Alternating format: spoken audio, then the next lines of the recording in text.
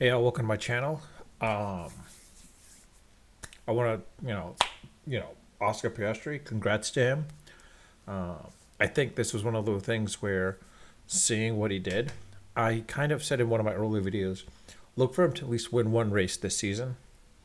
Probably see a few more down the line as well too within the season. Basically, either finishing number one or number two. But this race in Hungary showed a few things. Quite honestly, showed a few things. One, McLaren is back. They're definitely the team that is going to be able to challenge Red Bull now, considering that, look, at the end of the season, if McLaren wins the Constructors' Cup, look for Perez to be replaced. Perez is going to be replaced most likely by Suki, because the way Suki's driving nowadays, I mean, he's doing really well. But in any case, that's one thing. The other aspect is it showed the immaturity of both Verstappen and Lando.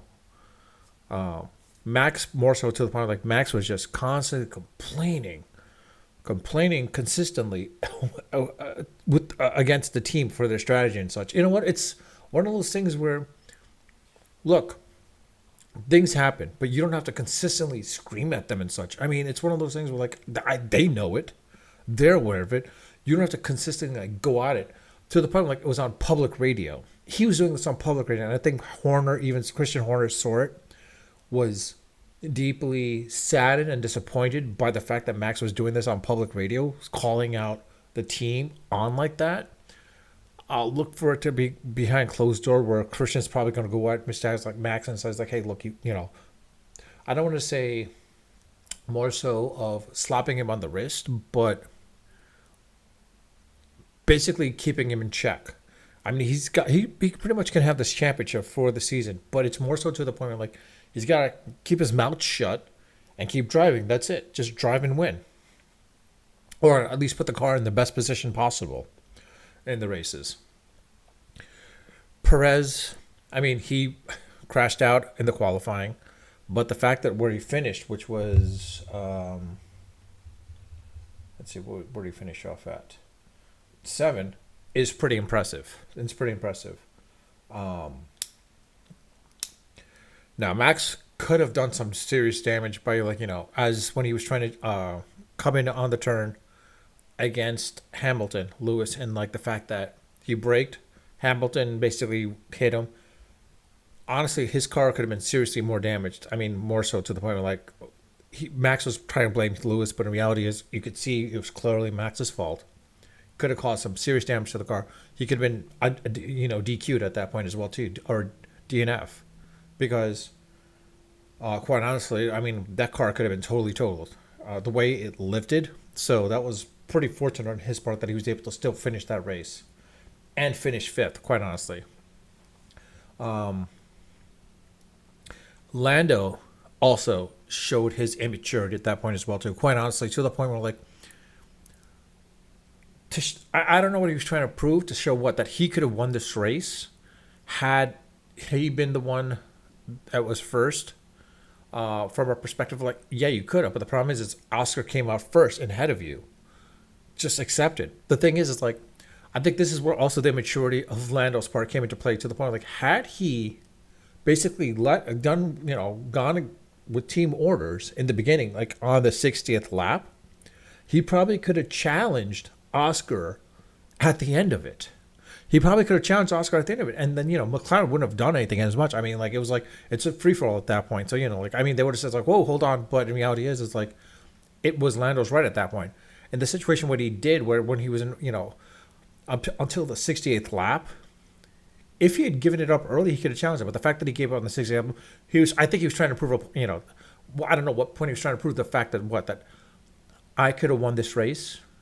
Yeah, but in reality is only because if it was a team race, and the reality is if I'm Oscar, I am concerned of how Lando's going to be down the line. And you could tell in the cooling room, Lando was not pretty much copacetic with the way things turned out. And quite honestly, if I'm Oscar, I'm like more worried to the point where like this has the this has the trace routes of what's probably going to go down the line, similar to where it was with Hamilton and with Lewis Hamilton, that is, and basically, oh, I forgot his name now. Um, Give me a second, I forgot his name. I have his face in my head, but I can't remember his name.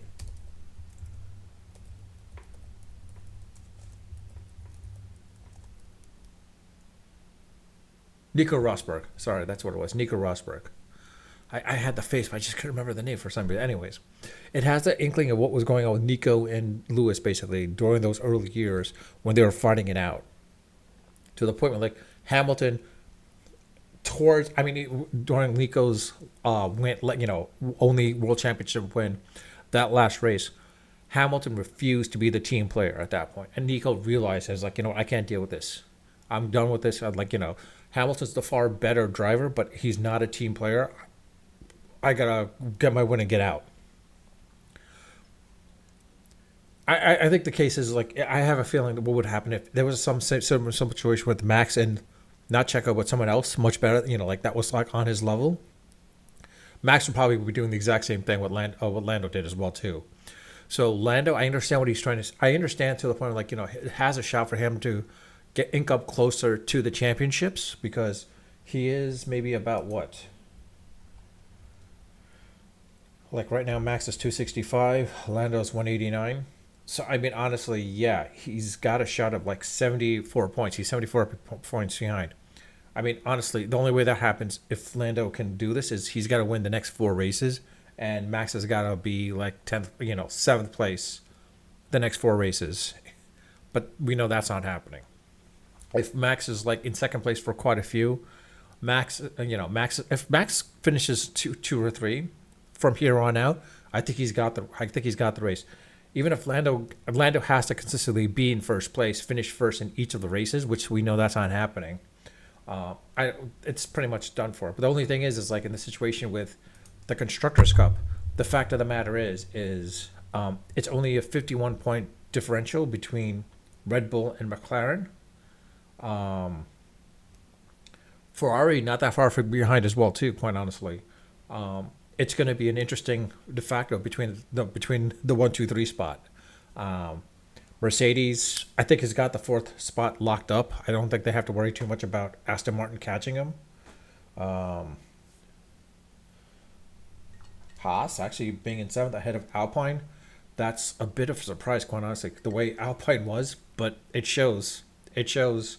I mean, the guy chose to, I mean, honestly, you saw what the guy did, basically. I forgot. Hold on. Let me find. I forgot his name.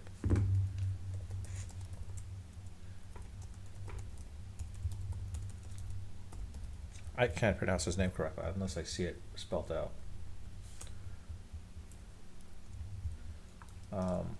Bruno Famin. I mean, the way he took out Otmar and like pretty much worked behind the scenes to overtake, take that team principal spot from Otmar. He's brought Alpine to what it is, and this is on Bruno's part. This is on Bruno's part. It's on him. And what's he gonna do? Blame it on who? Who's he gonna blame it on? This is him. He's the one that inherited it. He basically pushed Otmar into. I think if Otmar was there, quite honestly, we'd probably see Alpine definitely ahead of Foss for sure, and most definitely ahead of Red Bull, Honda, probably competing with Aston Martin. Quite honestly, I think that would be in the competition with Aston Martin for the number 5 spot for sure. But in any case, I think, like I said, this race definitely showed both the lack of maturity on both Lando's part and Max's part, Max Verstappen's part. It'll be interesting to see how Oscar works, does with the remaining races. I would love to see Oscar actually, win out the next 2 races because, like, I've always felt Lando was a selfish little, yeah. Between Carlos and Lando, I always preferred Carlos. I think everyone loves Carlos, quite honestly, and I think Carlos is that guy. I really wish Carlos never left McLaren, but I mean, he had a shot to go to Ferrari, and it is what it is. Um,